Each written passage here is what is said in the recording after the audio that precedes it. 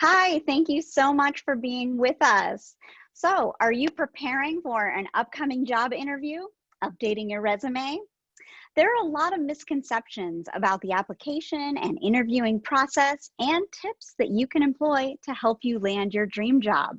Welcome to the School of Public Policy series on strategies for career and leadership success. Hi, I'm Whitney Sheridan, Director of Communications for the School of Public Policy at Penn State. Today, we'll be discussing tips for writing cover letters, resumes, and interviewing with Catherine Baumgardner, Director of Professional Development and Student Engagement with the School of Public Policy. Hi, Catherine. Hi, Whitney. It's great to be with you again today. And I see some people who've been with us before, so welcome back. Yes, welcome back. And we also have with us Katie Wysocki. She's the Assistant Director of the Career Enrichment Network in the College of the Liberal Arts. Welcome, Katie. Thank you for having me. I look forward to a great discussion. Yeah, we're so excited that you could be with us today. So we want to encourage questions from everyone who's with us today throughout the discussion, because it's your questions that really make this an engaging discussion. So at any point, please use that Q&A chat window that you see throughout Zoom. And I'm going to be reminding you throughout this conversation. So keep those questions coming. Even though we've got a lot of our own teed up, we're waiting for you to join the conversation. We're going to frame our conversation today in three main parts. We're going to talk about the resume, cover letter, and of course the interview. We're going to go over best practices, frequently asked questions and misconceptions, and of course we're going to take your questions. So Katie, let's start with resumes. Whether you're updating a resume or writing it for the first time, it can be difficult to know where to start. What advice do you give to students? Specifically for students is obviously here in the Penn State community to take advantage of the resources. So you're not alone, right? There's people like Catherine and I that are available, given your cohort, to help you specifically in the College of Liberal Arts or the Master's of Public Policy. I would also say that career services centrally at University Park is available not only to undergrad students, but graduate students and the community. So the community can come in and use the resources of career services at Penn State, not being a student. The next thing is really to take advantage of the job description. I think that's your starting point. And so often we jump into writing a resume or a cover letter without thinking about the purpose. So eyeing up that purpose, thinking about the skills and the qualifications, and then making an outline from there. Consistency in format is very important. You want to highlight what's most relevant to that recruiter and start there and slowly gain more information as you develop. And we're going to talk a lot about these elements in more detail, I know. So Catherine, let's talk about some of those best practices in resumes. I know this is a big one for a lot of people, myself included, because I have a lot of issues with this one. How important is it to keep it to one? You know what I'm going to ask here. I know what you're going to ask. How important is it to keep it to that one page? That's the question I am asked the most. I'm sure. You really have to squish it in to get onto one page. And how big or how small a font can I go when I'm doing Exactly. That? I would say, well, if you're willing to send a magnifying glass with it, you've got to, that you shouldn't really do that. It really depends on your experience and background, but as a new or soon-to-be graduate, I really suggest sticking to the one page.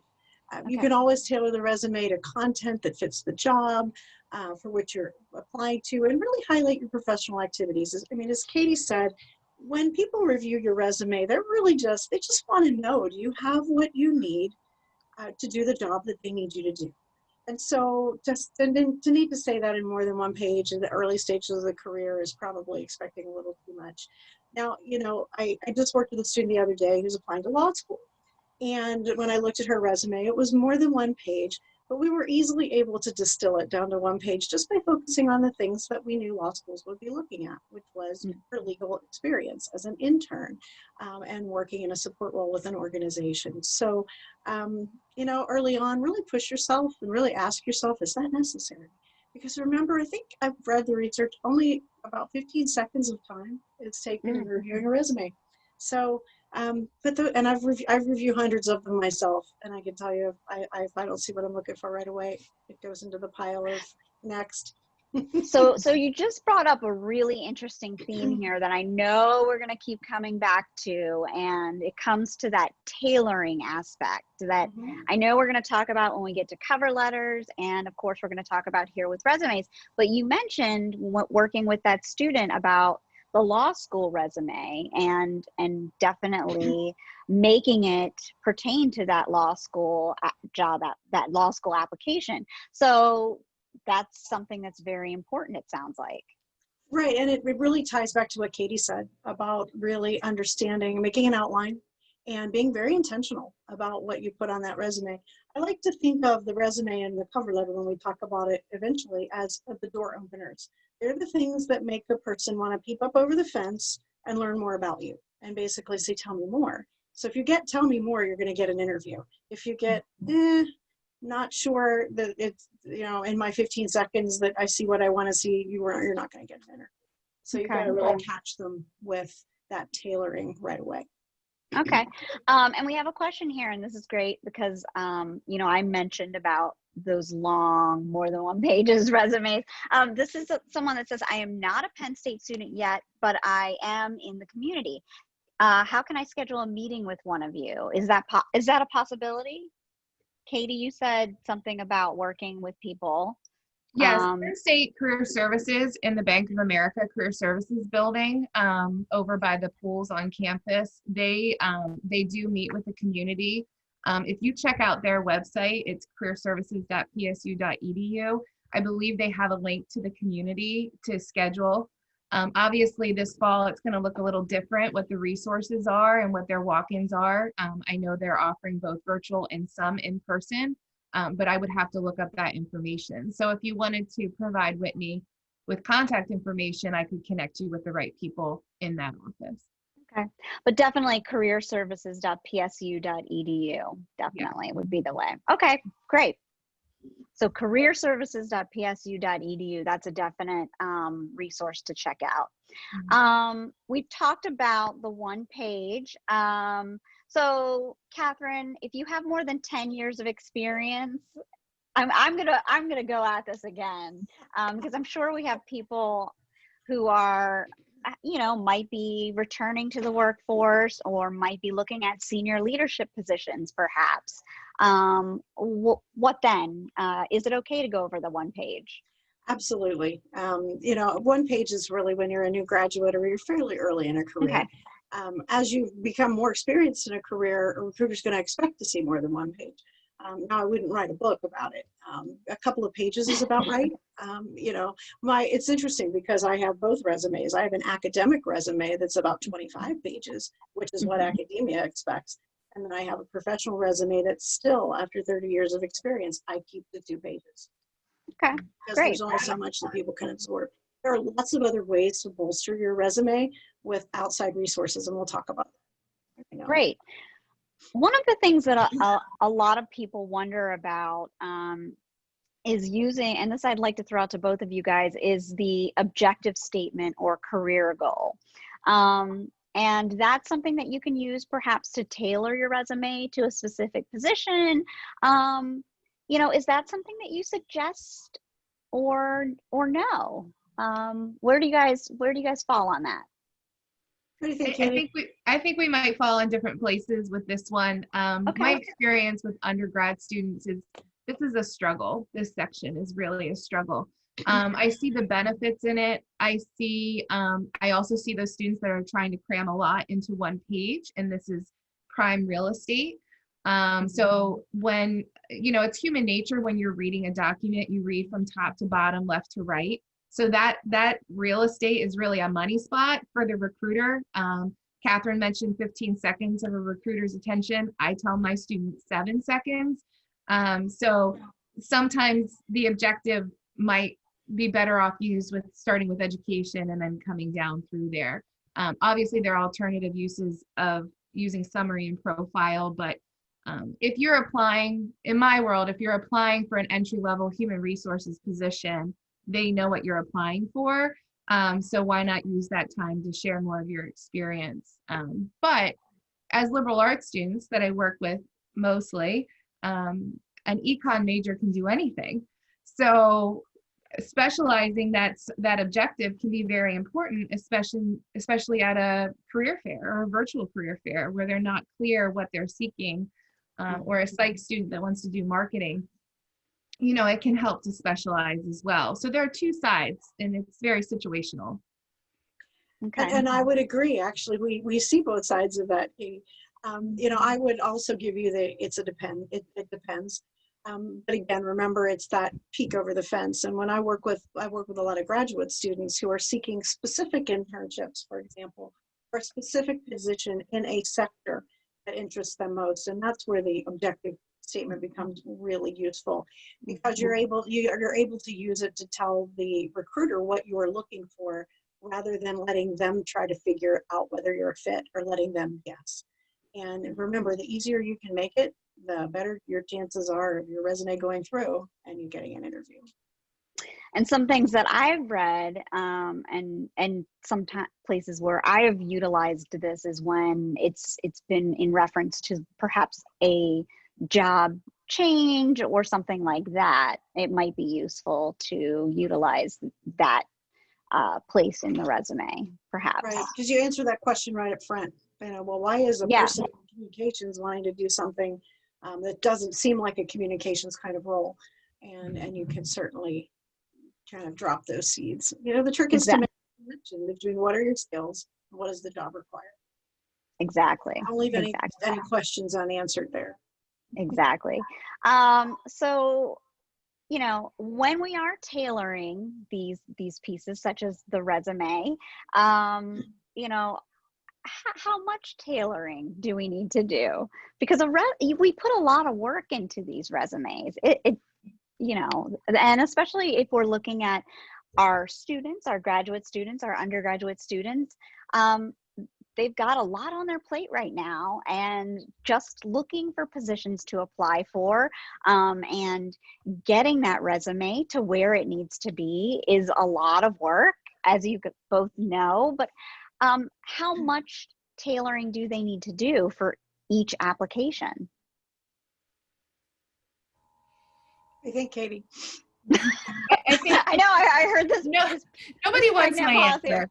Nobody wants my answer, especially after that introduction, Whitney. Yes, it's a lot of work. I'm sorry, because I really am. I'm probably haven't done as much as that as I should. I do a lot of cover letter tailoring, but yeah, I'm interested to hear about this. I think it's very important. I also think there's ways to simplify it. I think it's important to have a master resume with everything on it. And I also think it's important to then pull from that to specialize it to an industry, to a company. If you're a student who's interested in nonprofits, then you want those to be at the top, right? You want that resume to look a little different. So maybe in my, Microsoft Word box, I have a master resume, a human resource resume, a nonprofit resume, so that I can pull from that. Okay. It doesn't hurt, though, to go back to that job description and make sure that you've answered all their questions or provided all of your qualifications that match with them. The job description is the person they're going to hire. That person has all of that, or most of that, of what they've taken the time to draft up. So if you can make that connection for them, I think Catherine said that, make it easy on them. They're potentially reading 50, 100, thousands of resumes, especially in my world of entry-level positions for our undergrads. It's competitive out there. So as easy as you can make it, the better. Okay. I would totally agree with that. And you'll hear the same theme when it comes to cover letters. Mm-hmm. Mm-hmm. So when you're looking at resumes, what key items do you look for to ensure a candidate is serious about wanting a position, that they're detail oriented? What are some of the go-to things? I mean, you're probably scanning a bunch of resumes. What are those elements that stand out to you when you're looking through the stacks? So for me, it's can I tell what you're applying for before I know? You know, and that comes with that specialization again. We'll revisit that. Is there attention to detail? I have students all the time that are amazed that I can tell that this bullet point line is a different font size than this one because I look at hundreds of resumes, right? And to me, that's you're sharing something with your reader that you miss that attention to detail. So I'm looking at overall format.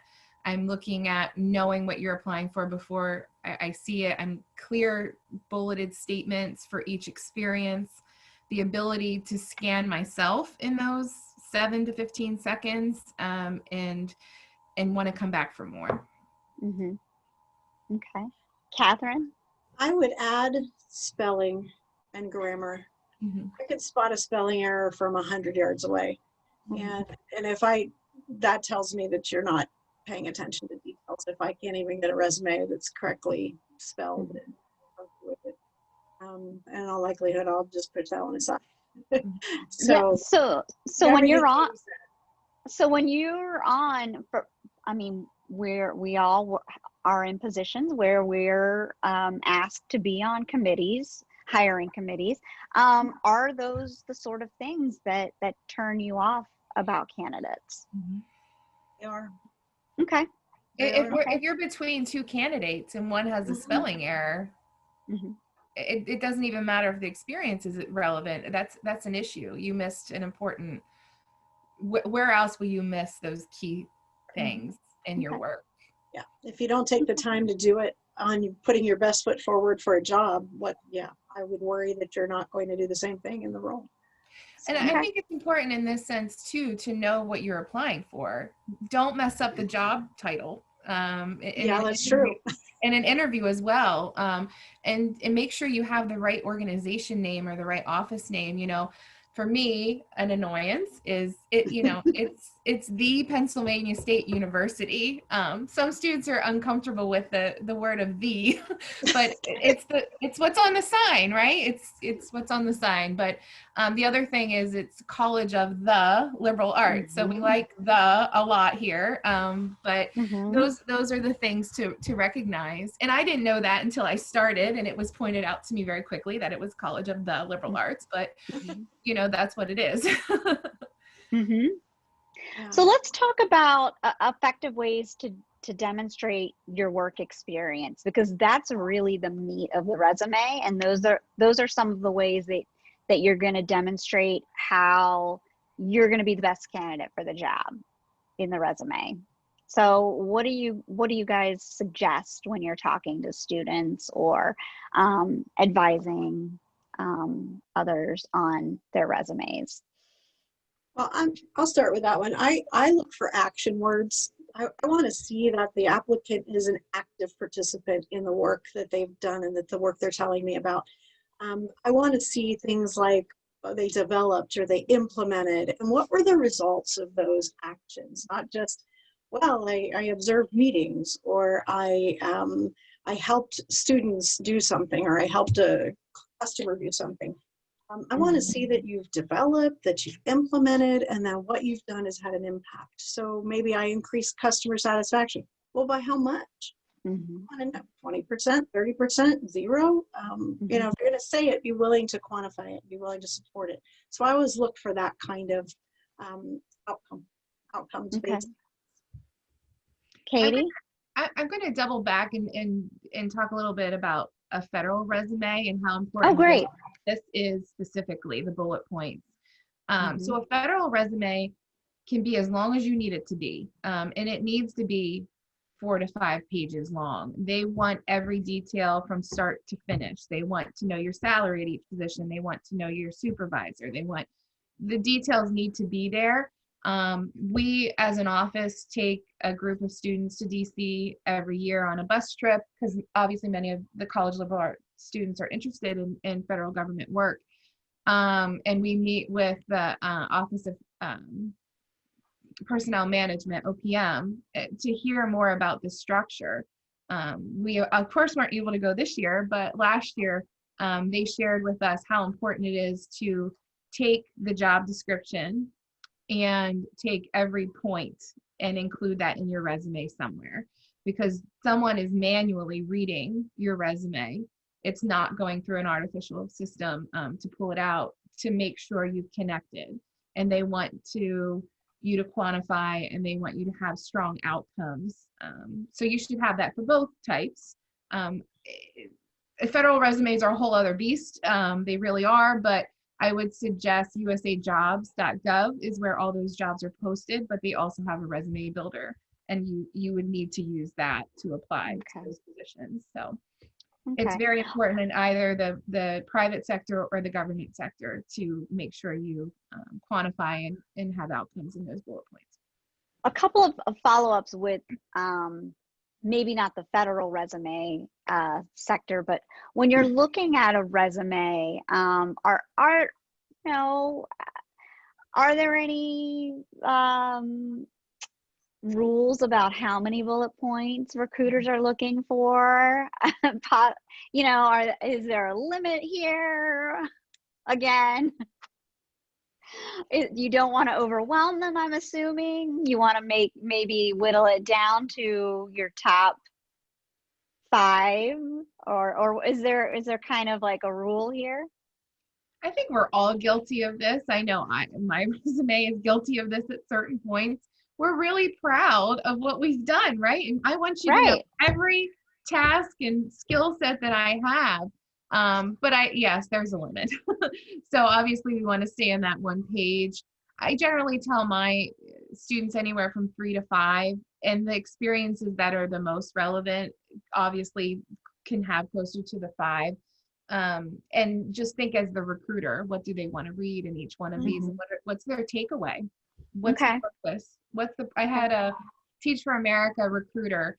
Our students are involved with so many activities, and any, a lot of people are engaged outside of their work in other things. But do I put all 20 different thon organizations I'm a member of? He always reminded them, what's the purpose? What do you want me to get out of it? Is it that you're a leader? Is it that you're organized? Is that you can plan an event? You work with diverse groups, and then whittle that down to the ones that you can put those bullet points to. So I think that's always something to think about, is what's the point? What's the point of that bullet? What's the point of that experience in getting me this next position? I've got a couple of questions here, and this one is very similar to what I was just about to ask you. This one's in respect to the cover letter, but I was going to ask about the resume. Any suggestions on being careful about the language, like I am an expert in, without being over emphatic? I know I've seen a lot of resumes where people reuse the same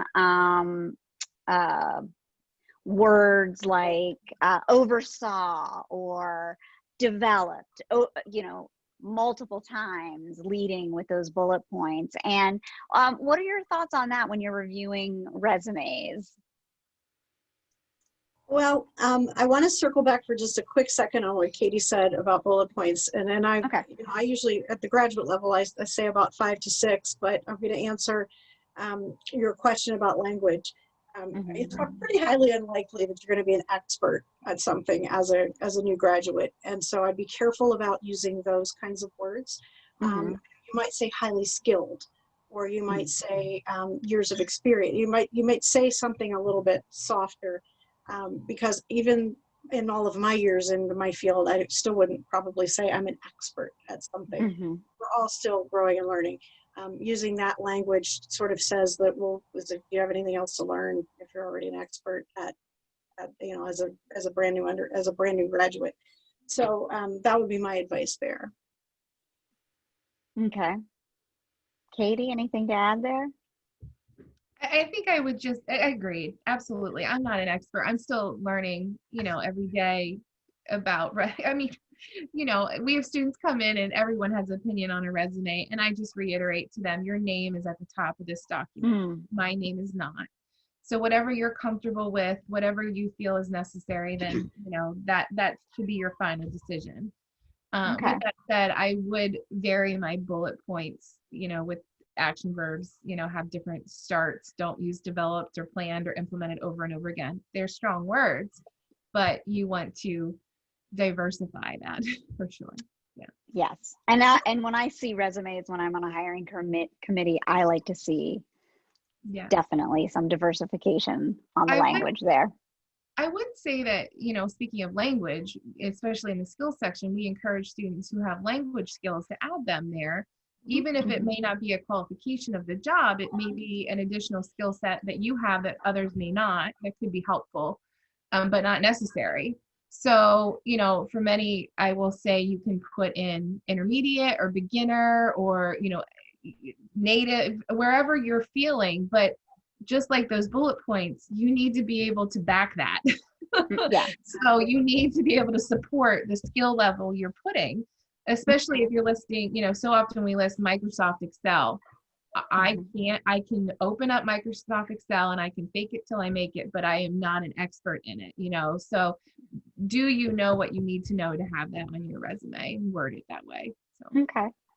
So we're getting a lot of questions, and of course, similar to my questions about the length of talking about your accomplishments and things like that.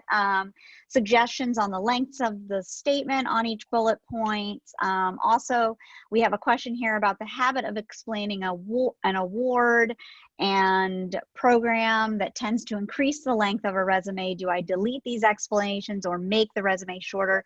So one thing I wanted to point out, perhaps before maybe getting to that, is Catherine, I wanted to ask you, if you can't figure out how to tell your whole story on one page, or you want to be able to include some visual examples of your work, is providing a lengthier version of your resume on a personal website a good idea? And something that we have discussed before. Yeah, I think that if you have a great LinkedIn page, or you have a blog that you do, or a personal website, you can certainly put the link in your resume or in your cover letter or in your discussion, but just make sure that those sites tell the story that you want to tell. So if you've got this beautifully professional resume and cover letter, but your sites aren't up to the same level of professionalism, be really careful about what you share. So just make sure it's aligned. And Okay. I think if you were to talk to any of my advisees or students, they'll tell you there are two words I use constantly, and that's aligned, so that you don't have a conflict between what you've said and what you're delivering, and intentional is the other word. So you want to make intentional decisions. So as you are deciding what are my bullet points, you want to be intentional about those. Do they match the skill set that the job is looking for? You don't want to write those bullet points as multiple paragraphs or even as multiple sentences. They should be what they are. Bullet points get attention. You can very simply say in a bullet point, I developed a customer service program that increased satisfaction by 30%. You don't need to say any more than that. The idea with the bullet point is for the interviewer to say, wow, how'd you do that? Tell me more. So just when you write a statement, ask yourself at the end of it, would I say, tell me more? If you wouldn't, then it's probably not crisp enough, and it's probably not direct enough. Okay. We're getting a lot of questions about specific places where to add things like skills and abilities into the resume. And I wanted to share some resources from the Career Enrichment Network that Katie had shared with us. And the first is, one of the main resources is your career guide for undergraduate and graduate students. So first I'm going to share what this looks like, the outside of it, and you can find this on the website studentaffairs.psu.edu, and I'm going to put this link in the chat, but then I'm also going to show you what this looks like by showing you a couple of different pages that we wanted to display here. So Katie, maybe you can talk to us a little bit about some of these pages here, because we have some questions about where to put your skills and abilities, and some of the bullet point questions and things like that. Maybe you want to talk a little bit about that before we move on to cover letters and things like that. Sure, absolutely. So the Penn State Career Guide is provided to all of University Park and the Commonwealth campuses from Central Career Services. As an academic college, we're able to give some feedback and also And I'll show you the cover. There you go, that's it. Render the opportunity to provide these to our students. So this is available in the Bank of America Career Services Center as well for hard copies. With that said, there's tons of information as Whitney's scanning through it. Resumes, there's lots of resume examples. And if you keep going down, Whitney, this is the general format there. Obviously, the key pieces that Catherine and I have talked about. This was an example that we wanted to highlight. It includes that objective. You'll see the clear sections that are easily read, that whole top to bottom, left to right feature. I'm going to get your objective, your education, and that relevant experience. I like to pull this one out, Whitney, because see, it says television production experience. So often we just see relevant experience or professional experience or work experience. If you have a couple, different experiences within that relevant industry, then use this as an opportunity to categorize it differently and pull it to the top. So when it comes to that question that someone asks of where should I put, something like skills and abilities or my experience, what is most relevant? Are you applying for a highly technical job and maybe those skills, that are STATA or, all those things that might be relevant to the position, maybe it goes towards the top. For me, this relevant experience might be a little bit more important at that point. So there's different ways to categorize. This is really great. I'm sorry to interrupt. I really love this example here rather than showing the chronological every single job you've ever had. So, yeah. So there's multiple formats to resume. There's functional, there's chronological, as you just mentioned, and then there's a combination of the two. And I think the combination is really relevant in today's world to bring that most important information to the top. So this is my favorite, this second one. I appreciate saving space at the top with a single line address. I don't think it's necessary for our undergrad students to have both a home and a local address. I don't think that's as important anymore. And this is just clearly you can go through and look at each category.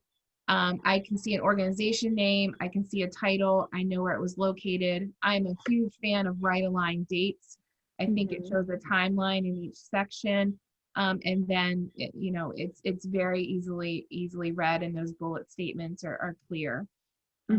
This doesn't have skills on it, but it might not have been as relevant for them. And this one has skills here, and we see some leadership here, and you can also clearly see what we had talked about earlier was quantitative language with planning and coordinating 7 to 10 fundraising events. And generates $100,000. Right, managed and controlled $450,000 annual budget and things like that. So, Whitney, if you keep scrolling to the end of the examples, this is one of my favorite pages. I think just a couple more. While Whitney's scrolling, I want to just mention, and you may do this, Katie, too. One of the things I love to do is do a live kind of dynamic editing with my students. So we'll do a Google Doc together, and I'll just start going through and revising as we're watching together. And it really helps them to see what a recruiter would focus on, and what needs to be perhaps removed or revised. And so we do a real-time edit. So by the end of our time together, they have a new resume when they walk out the door. Yeah. That's too. And I'm going to add, this is in the chat, this is the link, so you can download and look at this guide, so all attendees can find this. And we'll also put a link, if that's okay, Katie, on our website as well. Absolutely. Okay. Wendy, you had a question on honors and awards, and it's up on the screen right now. Right. This, I'm probably not, people aren't going to like what I have to say on this one either, but I think so often you know, awards are wonderful, and we are so proud of our students with all their accolades and everything that they establish while they're here. The recruiter from Geico who's hiring you for the entry-level position does not understand all the scholarships and trustee funds and awards that you may have received in a list format. So sometimes the relevancy of them is lost with the listing, and you don't have the space to explain each and every one of them. So those are one of those things that sometimes you need to let them go. or as you see in this example, just highlight a couple of them.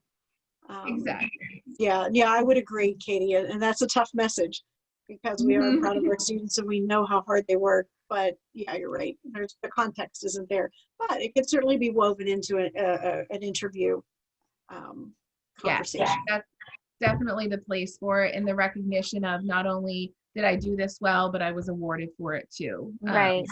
Make sure you're getting that positive outcome in that statement, definitely. So one of the questions that we just had was one that I know you both know I was going to be asking you about, was the GPA and adding that to your resume. And this is something that, you know, a lot of people wonder about.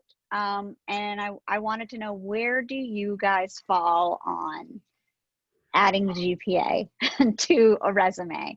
Now, this is kind of interesting because depending on where you are in your career,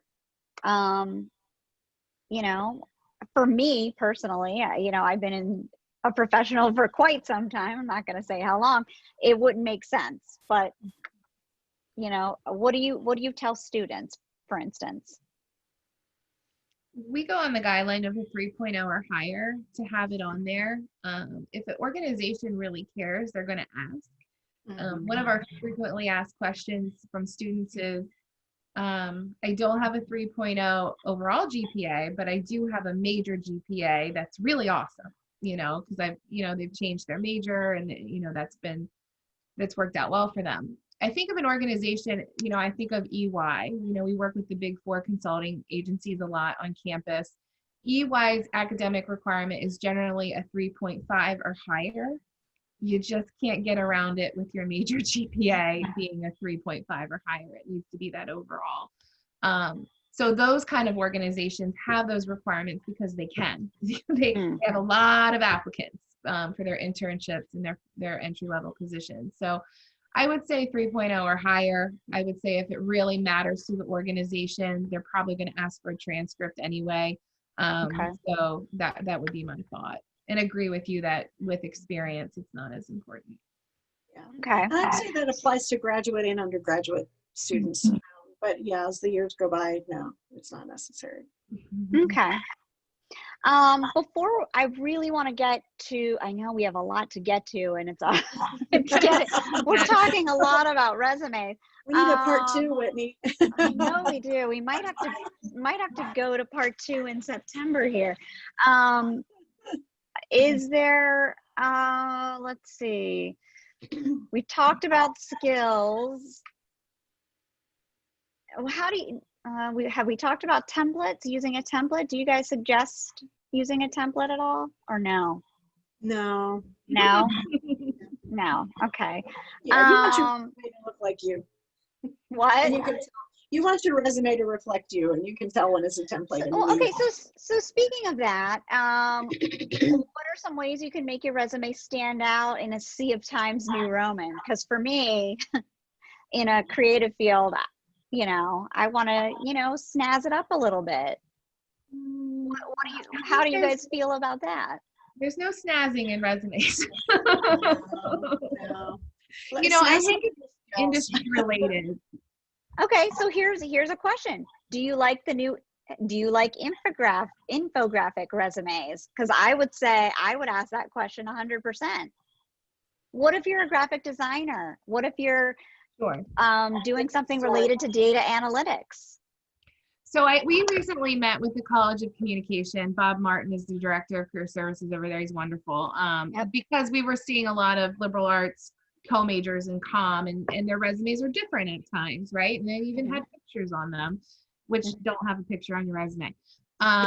So we wanted his feedback, and I think you need to understand your industry as well. Yes, he shared, if you're a graphic artist, that might look a little different. Your industry will be a little bit more accepting of that in a document. Okay. If you're an advertising major, he said most of their advertising majors aren't going into graphic design, they're going into content. So that doesn't matter if they have a design on their document or not, they're going to be doing the content and advertising. So, you know, I think it's just knowing your industry, and unfortunately, you know, zazzing it up isn't always the answer. Those infographic templates, they are very nice to look at, but because you're now making your document in columns, you're adding a whole lot of white space where you're no longer able to have the space to market yourself fully by filling it with unnecessary or irrelevant design, if that makes sense. And that for me applies to why you don't use a template too. I've seen a couple where, you know, they have a border and they have other things sort of filling it. That's to me the first flag of, well, okay, you don't have what it takes for the job, so now you have to give me something that's snazzed up. So I'm going to become skeptical. So my default is always, you know, highlight your skills. That should speak for itself. Absolutely. Okay. Gotcha. Or it's like writing the 40-page paper when the professor tells you 10. I don't read the final 30 pages. I stop at 10. The recruiter's the same way. Okay. So I want to transition to cover letters because there are definitely a lot of misconceptions, especially when you're applying to positions on LinkedIn. A lot of positions say, job postings say you don't need a cover letter. You can just do the in apply without. So, you know, it's a little bit confusing and can be overwhelming. Katie, I'm sure a lot of us wonder, does anyone actually read these? I wonder that all the time. Shouldn't my resume be enough? I've been in higher education for, over 15 years now, and I started with you must have a cover letter. Don't fight me on this. And you know, unfortunately, I work with a lot of recruiters in a variety of industry, and some of them, they never read it. But my statement today is write it, because I can't tell you what recruiter isn't going to read it. I don't know.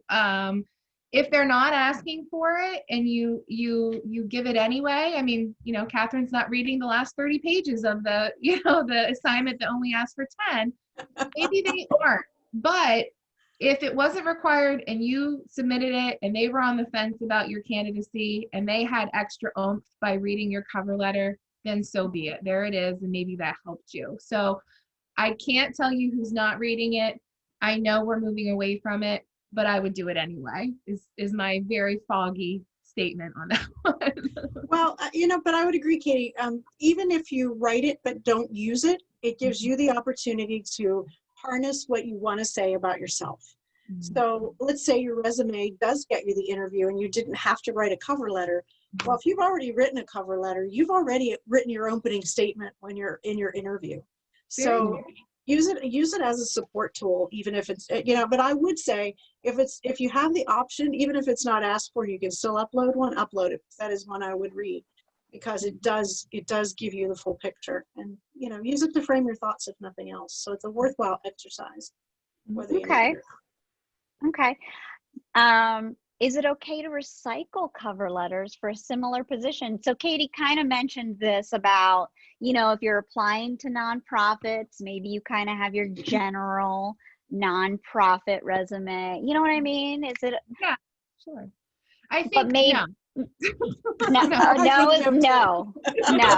Okay. You know, and you know why I say no, Whitney, because, you know, just echoing Catherine's idea that this is an exercise specific to this organization. Yes, I think that, you know, a cover letter is broken down into three sections mostly. You know, you have your regular business letter format. You're starting with content. Make sure you have a date. Make sure you address it to someone if you can. Make sure you have their proper title. You know, that's going to be a no-no if you don't. And then your first paragraph is going to start off with why them. What are you applying for? Potentially you name the position in the organization. Potentially you drop a name of someone who's told you to apply or asked for you to apply so they can make that connection. Don't drop any names of anyone that doesn't know you're dropping their names. And then you show your research in that company, what their values are, what their mission is, or how you're connecting yourself with them. In the middle, which could be 1 to 2 paragraphs, it's why you. Why should they hire you? What is it about you beyond your resume? Don't summarize your resume here. This is new, real estate, again, where you can market yourself extensively. Maybe it's a specific example that's relevant to them. Maybe it's highlighting a research project you did that'll show an analytical skill that will provide for this position. Some students at the undergrad level focus on academics and then maybe experience in those 2 paragraphs. And then the last paragraph, which may be able to be recycled, is, what's next? Thank you so much for your time and consideration. I would love, to meet with you soon to discuss my qualifications beyond, the documents or whatever, and reiterate your contact information sincerely and sign it. It's easy for me to give that to you. When you sit down and write it, that's when, it gets a little more complicated, but that's the format that we use. So I would agree with that, because the thing I also want to add is if you template or if you use a recycled cover letter, I have actually seen where people have not changed the organizational name. And so the cover letter that they've recycled has the wrong organization in it. And that's deadly. One thing I wanted to ask specifically, today where we have so much information available to us, especially when we're researching or the potential organization where we'll be interviewing and certainly where we're applying, is it okay to even address a cover letter to whom it may concern when we should be able to find someone on LinkedIn or a hiring manager's name or something like that? I mean, is that okay? I mean, shouldn't we be able to find a specific person to address the cover letter to? I would give the effort to do it. Okay. But no, not always. I mean, that sometimes these people are on lockdown. The contact is not there. I think of some federal agencies, it's not there. It just, it might not. Yes, I would make the effort to do so, and even use LinkedIn to connect with alumni that are at the organization to see if they know. Because in your work or your attempt to find that name, you're now networking and making connections with other people that could be, very important to your journey. This is a great question. Oh, sorry. Go ahead. I was just going to say, the one thing I would say is I would say if you can't find a person's name, address it to the hiring manager or the selection committee rather than to whom it may concern. Yeah. Great suggestion.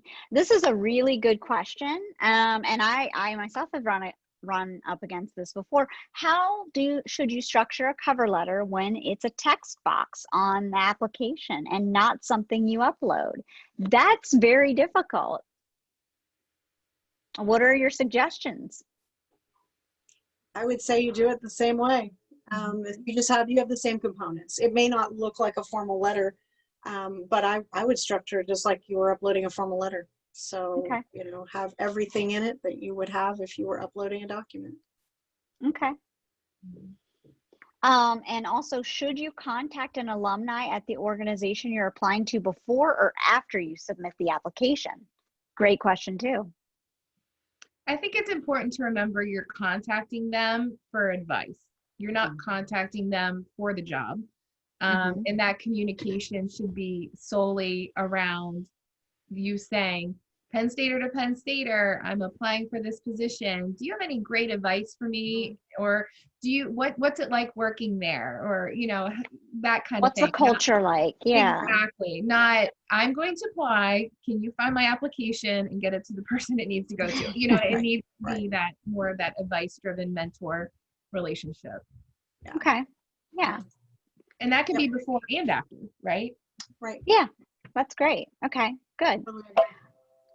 I definitely want to touch on interviews before we run out of time, because we are getting short on time.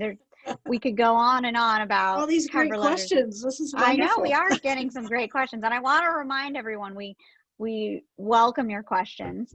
Catherine, preparing for an interview takes a lot more than Googling a list of common interview questions, of course, although there are a lot of them out there. But we also have a lot of additional factors to consider right now, especially as more and more interviews are conducted online. So one of the things we have created, I want to share with folks, is that we have this virtual interview guide that we offer to anyone. It's available to download through our website, publicpolicy.psu.edu. You can access it from our homepage, download it, look at it online, and it offers tips on preparing for your virtual interview, preparing yourself, preparing your setting, all of the technical equipment that you'll need, and some additional information as well. So that's there for you as a resource to check out. But other than that, Catherine, interviewing is a very overwhelming and nerve-wracking situation. What is one of your main pieces of advice here? I just told a student this yesterday, be yourself. And it can be scary.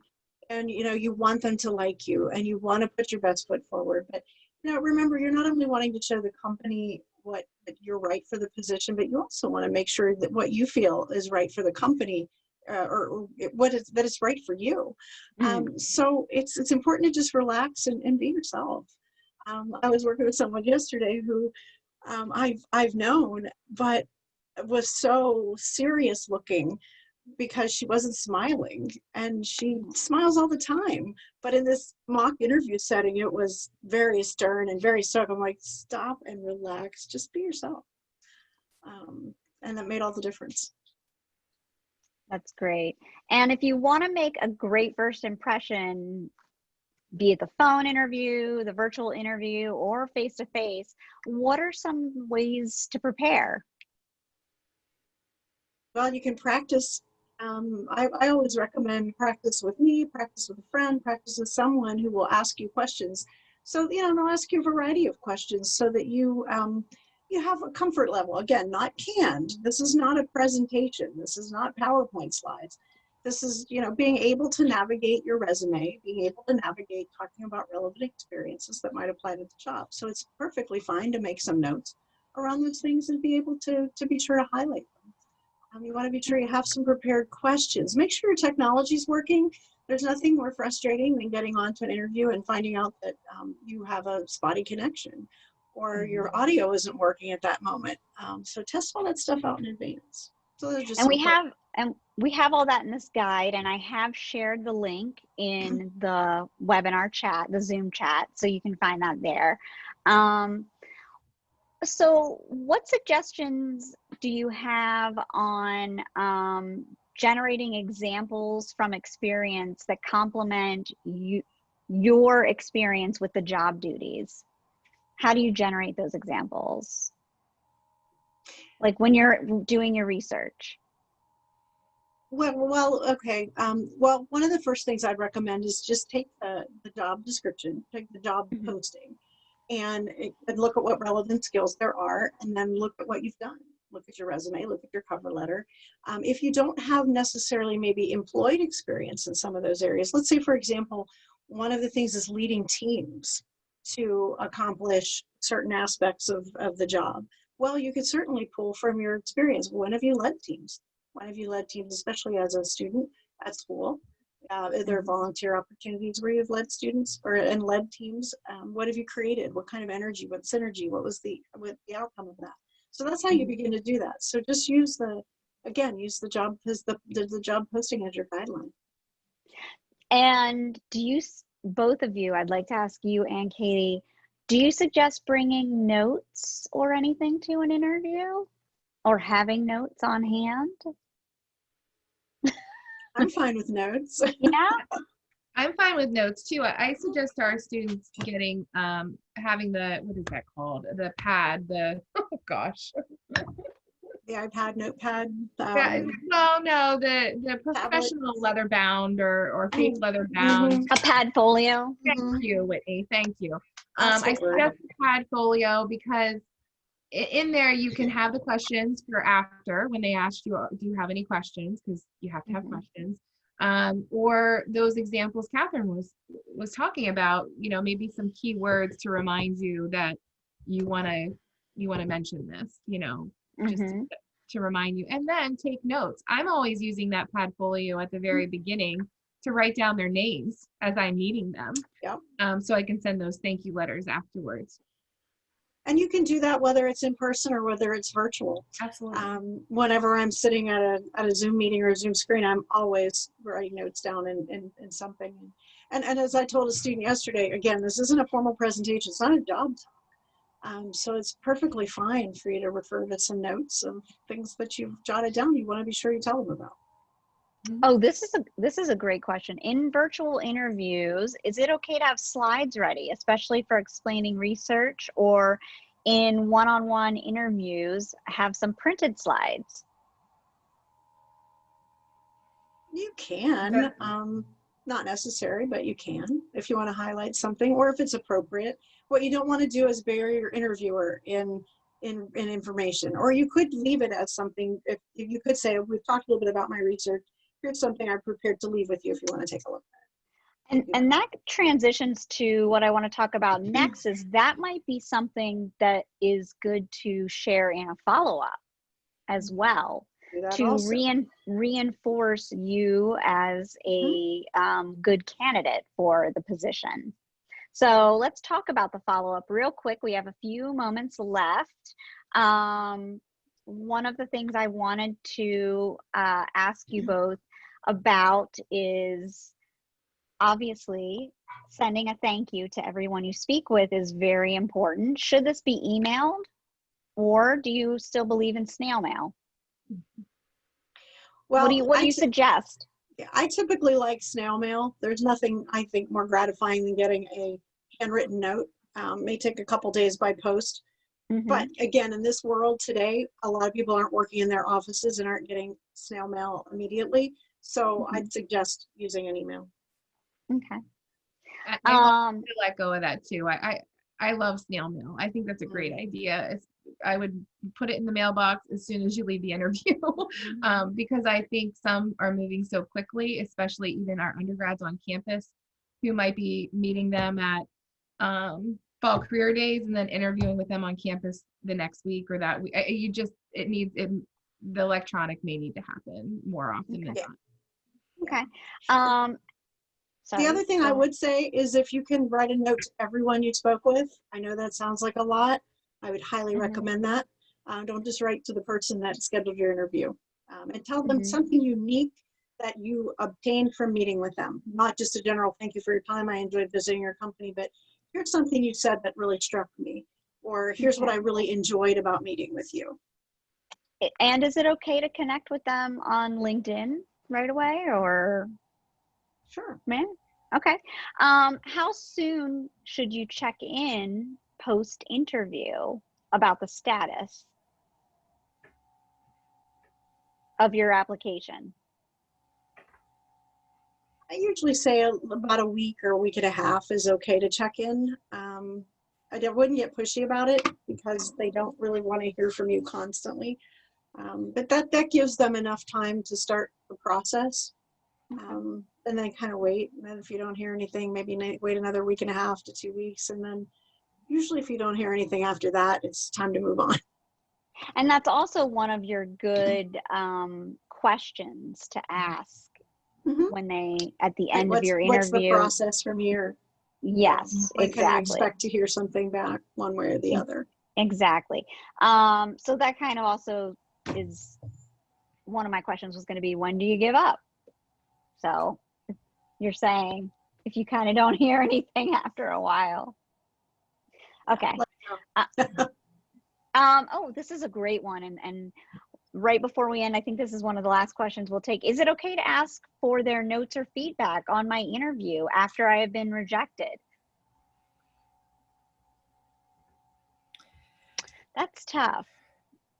I think it depends on the relationship you had with that interviewer and how open you feel to asking that. Some may not have the time to do that follow up with you, and others may be willing to do it at a later date. Or they may just give you a quick email back to say, or maybe that's what you asked for, something very quick. You know, can you give me 3 highlights that you think I could work on for next time? Again, it just depends on how that ended. If that's something to do. Yeah, I think that's exactly right, Katie. I would totally agree. Okay. Well, Katie, Catherine, any last words of advice for those preparing their resumes, cover letters, and hoping to schedule interviews? I think research is so important. I would just echo research the company, reread the job description, you know, and make sure everything aligns. I'll use Catherine's word, alignment. Alignment and be intentional. Yes. And remember to be yourself. One of the things I always tell people is you're interviewing because you really want to be with this company, but the company, you also are vetting the company at the same time. So, you know, you could take this great job, but be in a place where it just doesn't feel like the right fit and you're not going to have a great experience. So remember that it's okay to say, you know what, I might get that job, but the fit doesn't feel right, so I'm going to keep looking, and that's okay. But, and I would say great luck, and I hope that you use the resources that we shared with you today and that you find them helpful. Great. Well, thank you all for your great questions, and thanks so much for joining us today. We hope you'll join us on Wednesday, September 16th at 11:30 a.m. when we will talk about advice from the field, and we'll be talking with those who do the hiring. You can watch past events from this and other series from the School of Public Policy at publicpolicy.psu.edu. Just look for the virtual events feature on our homepage, and that's also where you'll find that virtual interview guide as well. I'm Whitney Sheridan with Katie Wysocki and Catherine Baumgardner for all of us with the School of Public Policy in the College of the Liberal Arts at Penn State. Thank you so much for watching and have a great day. Thanks, everybody. Thank you.